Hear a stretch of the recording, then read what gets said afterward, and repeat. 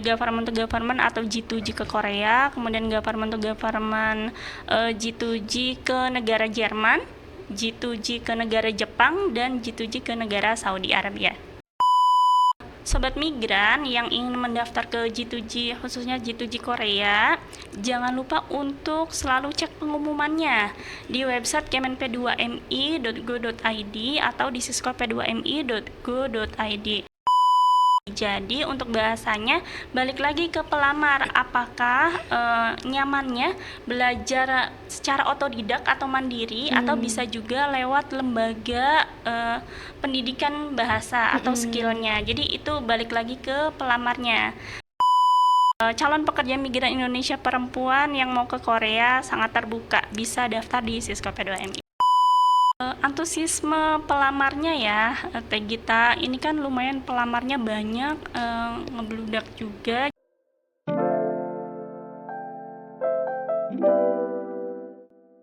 Hai Sobat Migran, balik lagi di podcast Riung Migran, sarana publikasi dan penyebaran informasi yang membahas isu seputar pekerja migran Indonesia. Bersama saya Alifah Nugitasari akan membantu perbincangan kita pada episode kali ini. Nah, Sobat Migran, beberapa waktu yang lalu sudah dibuka nih pendaftaran Korea Selatan sektor fishing tahun 2025, di mana antusiasme Sobat Migran terhadap program ini itu sangat tinggi. Dan memang dari tahun ke tahun, program G2G ke negara ginseng ini sangat banyak. Nah, Sobat Migran, di episode kali ini kita akan membahas yang lebih spesifik terkait dengan alur penempatan program pemerintah atau yang biasa kita sebut dengan G2G atau government to government, khususnya ke negara Korea Selatan. Nah, Sobat Migran, di sini kita nggak sendiri nih. Ada narasumber kita dari tim penempatan BP3MI Jawa Barat, Ibu Neni Maesaro. Halo Ibu, apa kabar? Halo Teh Gita, alhamdulillah baik. Alhamdulillah. Selamat datang Bu di podcast Riung Migran. Nah Bu, boleh diceritakan kegiatan sehari-hari Ibu di tim penempatan BP3MI Jawa Barat? Oke, baik. Terima kasih Teh Gita. Di sini saya tim pelayanan penempatan. Kegiatan saya sehari-hari di jam pelayanan adalah memverifikasi dokumen calon pekerja migran Indonesia.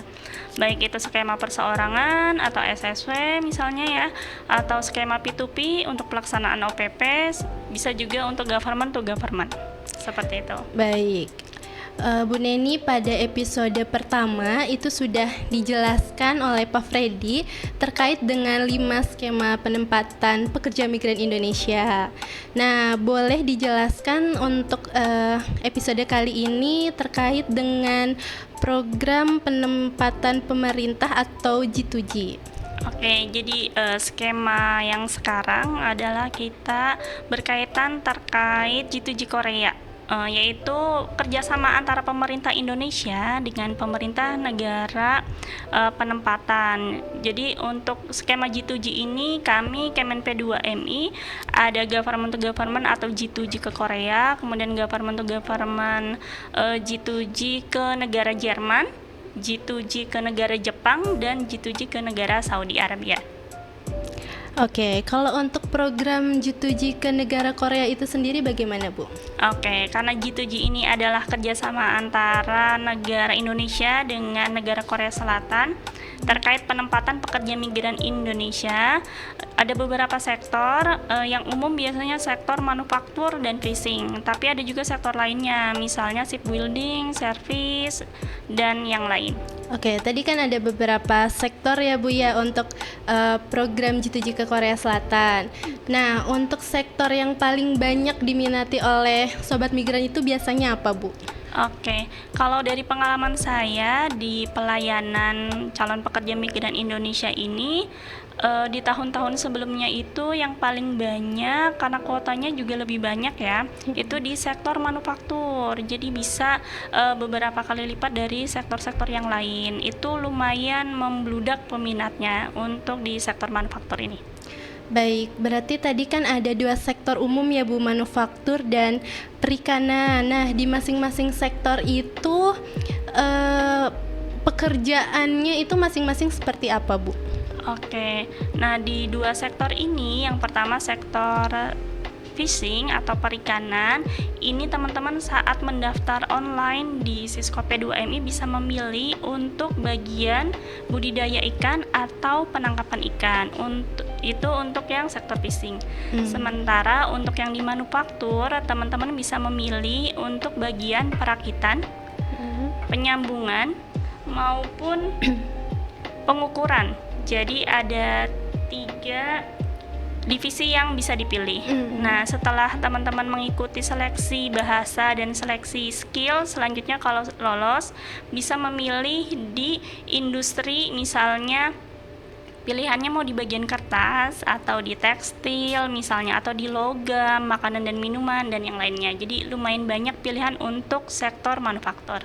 Oke, jadi untuk pemilihan sektor itu saat kita mendaftar di Siskope 2MI. Siskope 2MI ya Bu ya.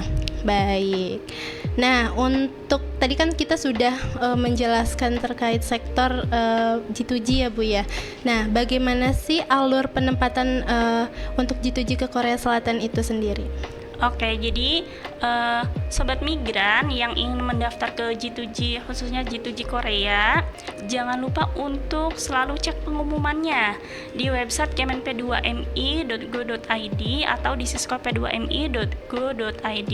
Nah, ketika sudah membuka pengumuman, alur pertama biasanya adalah pendaftaran online di Siskope 2MI untuk menginput data diri, mengupload dokumen, bahkan sampai memilih untuk sektor mana. Setelah itu nanti akan ada pengumuman selanjutnya untuk diseleksi biometrik. Jadi nanti pelamar yang belum terekam itu bisa datang ke kantor layan BP3MI atau P4MI terdekat untuk melakukan foto dan sidik jari, kemudian verifikasi dokumen secara online sampai keluar bukti pendaftaran atau kartu ujiannya. Gitu. Setelah kartu ujian itu keluar, teman-teman atau sobat migran bisa mengikuti skill test. Sebelumnya itu ada tes bahasa Korea dulu. Seperti itu. Kalau sudah lolos, nanti bisa mengikuti atau sudah keluar sertifikat kelulusannya. Kemudian ada sending data masuk ke roster dan menunggu dipilih oleh user. Selanjutnya SLC turun, bisa melakukan medical check up, pemberkasan dan prelim, apply visa sampai menunggu untuk keberangkatan ke Korea. Nah, setiap seleksi ini itu ada pengumumannya. Jadi ditunggu aja pengumuman selanjutnya. Baik, cukup banyak juga ya Bu ya alur penempatan untuk ke Korea ini. Nah, tadi itu ada tahap skill test ya Bu ya, atau skill bahasa Korea ya, tes bahasa Korea. Nah, untuk pelatihan bahasa Koreanya itu sendiri itu bagaimana Bu? Oke, untuk bahasa ini masuknya di persiapan ya sebelum sobat migran daftar ke Siskope 2MI. Jadi untuk bahasanya balik lagi ke pelamar, apakah nyamannya belajar secara otodidak atau mandiri, atau bisa juga lewat lembaga pendidikan bahasa atau skillnya. Jadi itu balik lagi ke pelamarnya, minatnya atau cocoknya di mana untuk pelatihan bahasa maupun skillnya. Oke, jadi untuk pelatihan bahasanya nggak harus melalui lembaga pelatihan bahasa ya Sobat Migran, bisa juga secara otodidak. Betul. Yang penting saat ujian nanti kita bisa lulus ya calon pekerja migrannya. Nah, selanjutnya banyak pertanyaan dari Sobat Migran di media sosial nih ya khususnya. Apakah benar untuk perempuan itu peluangnya sedikit? Oke, kalau terkait peluang ini tergantung user di Koreanya ya. Kalau misalnya dari pengumuman sendiri, ini kualifikasinya bisa untuk semua, bisa untuk laki-laki, bisa untuk perempuan. Dan kalau kita melihat gitu video atau YouTube saat prelim, itu juga ada beberapa kandidat pelamar yang lolos yang akan berangkat ke Korea itu beberapa perempuan juga. Jadi tidak menutup kemungkinan, silahkan yang mau daftar untuk calon pekerja migran Indonesia perempuan yang mau ke Korea sangat terbuka, bisa daftar di Siskope 2MI. Ya, jadi Sobat Migran nggak ada keterangannya ya Bu ya di pengumuman. Jadi bebas gitu, mau perempuan mau laki-laki bisa Betul. mengikuti program G2G Korea Selatan. Nah, Bu Neni, untuk peran dari BP3MI Jawa Barat sendiri itu bagaimana dalam proses G2G? Oke, di G2G Korea Selatan ini dari beberapa alur tadi ya, pendaftaran online siswa P2MI oleh pelamar itu sendiri, kemudian yang kedua verifikasi dokumen maupun perekaman biometrik. Nah, saat perekaman biometrik ini, calon pekerja migran Indonesia atau pelamar G2G Korea datang sesuai jadwal. Misalnya saat daftar online atau saat penjadwalan memilihnya di BP3MI Jawa Barat atau misalnya di lokasi pelayanan lain. Nanti akan ada pengumumannya nama-nama siapa aja yang akan melakukan perekaman biometrik. Nah, perekaman biometrik ini perlu diperhatikan karena yang datang ini itu sesuai jadwal. Misalnya jadwalnya di tanggal berapa, di sesi berapa, misalnya sesi 1 atau sesi 2, seperti itu. Jadi sesuai dengan jadwal atau pengumumannya di website bp2mi.go.id. Oke, untuk alur perekaman biometrik itu pelaksanaannya bagi semua pekerja migran Indonesia atau bagaimana? Oke, perlu digarisbawahi untuk perekaman biometrik ini bayi pengumuman sesuai jadwal, itu yang pertama. Kemudian yang kedua, untuk yang belum pernah melaksanakan biometrik di seleksi G2G. Jadi karena ada yang mengikuti seleksi di tahun ini tapi sebelum-sebelumnya sudah daftar. Nah, itu biasanya sudah terekam. Jadi nanti di pengumuman akan muncul siapa aja misalnya yang akan melakukan perekaman di BP3MI Jawa Barat. Kemudian yang kedua, yang perlu dibawa saat perekaman ini adalah bukti pendaftaran di Sisko P2MI, kemudian kartu pengenal, bisa membawa KTP atau paspor. Kemudian selanjutnya adalah mereka yang telah lolos atau melalui tahapan pendaftaran. Nah, itu bisa melakukan perekaman biometrik. Oke, baik. Bu, kan untuk antusiasme Sobat Migran ya Bu ya terhadap program G2G ke Korea ini itu kan sangat tinggi ya Bu ya. Nah, apakah ada hal yang berkesan saat proses pelayanan di BP3MI Jawa Barat? Oke, yang berkesan ini antusiasme pelamarnya ya, Teh Gita. Ini kan lumayan pelamarnya banyak, ngebludak juga. Jadi pelamar-pelamar yang paham, yang membaca isi pengumuman, paham isinya. Nah, itu yang datang kami itu sangat-sangat membantu proses pelayanan.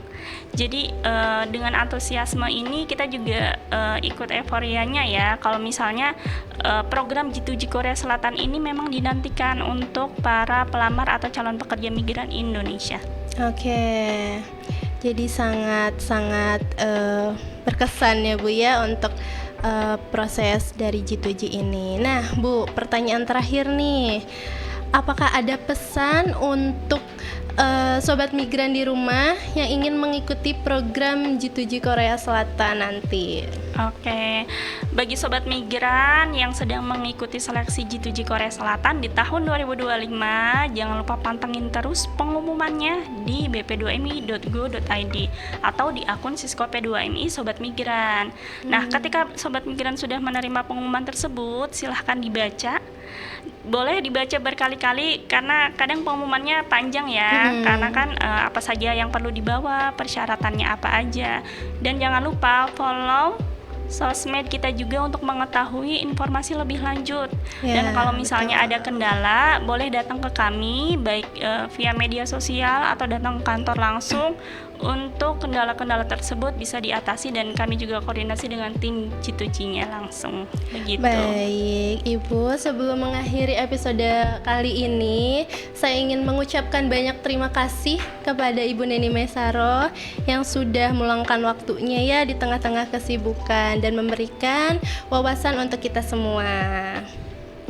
Oke, terima kasih Mbak Gita dan tim. Semoga sukses untuk calon pekerja migran Indonesia atau Sobat Migran dan sehat selalu. Nah, oke Sobat Migran, ikuti terus episode podcast selanjutnya di Podcast Riung Migran dari YouTube BP3MI Jawa Barat. Jangan lupa like, comment, share, and subscribe platform resmi dari Kemen P2MI dan juga BP3MI Jawa Barat. Jaga kesehatan dan sampai jumpa. Fighting! Annyeong!